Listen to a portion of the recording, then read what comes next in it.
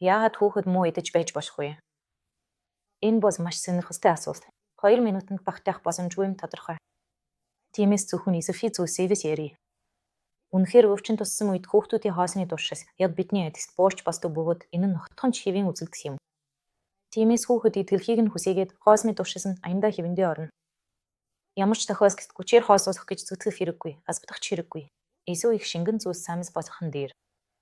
Гэхдээ өөр нэг тохиолдолд би хүүхэд аажмаар хоосны зүсийг хязгаарлаж урдийн иддэг байсан хооснуудаас татгарсаж шин зүйлс туршиж үзэхийг хүсэхгүй байх нь бий.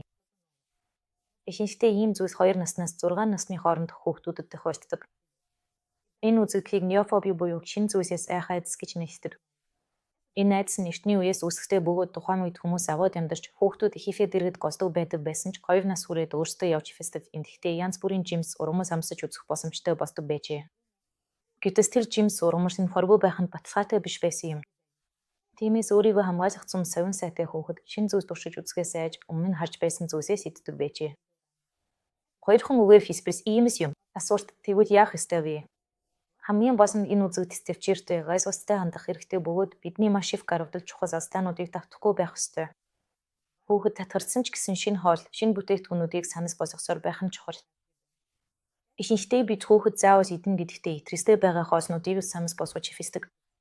Ингэснээр бид өөрсдөө түүний хоосны самбалтыг хязгаарлаж явдаг. Мөн хүчээр идүүлэхгүй байх нь ч бас чухал. Хэрвээ хүүхэд ширээмийн ард дарамт таагүй уур амьсгалыг мэдрүүл хоосох үйл явц өөрөө стресс үүсгэх болно. Тэгээд ширээмийн ард цөв зохистой ааш явар гарна гэж ярих хэрэггүй болно. Төвчээртэй байж ширээний ард найрсаг уур амьсгалыг хадгалж хүүхэд дуртай хоосноос гадна бөөрөө төгсийн хоосыг санал болгож байгаарай. Хариуцлагыг хуваах зарчмыг санаарай. Та хоос хүнсийг худалдаж авч бэлдэж ширээн тавьдаг бол хүүхэд ширээн дээр байгаа хоосноос юу их эсвэл идэхгүй байх ямар хэмжээгээр идэхээ өөрөө шийддэг.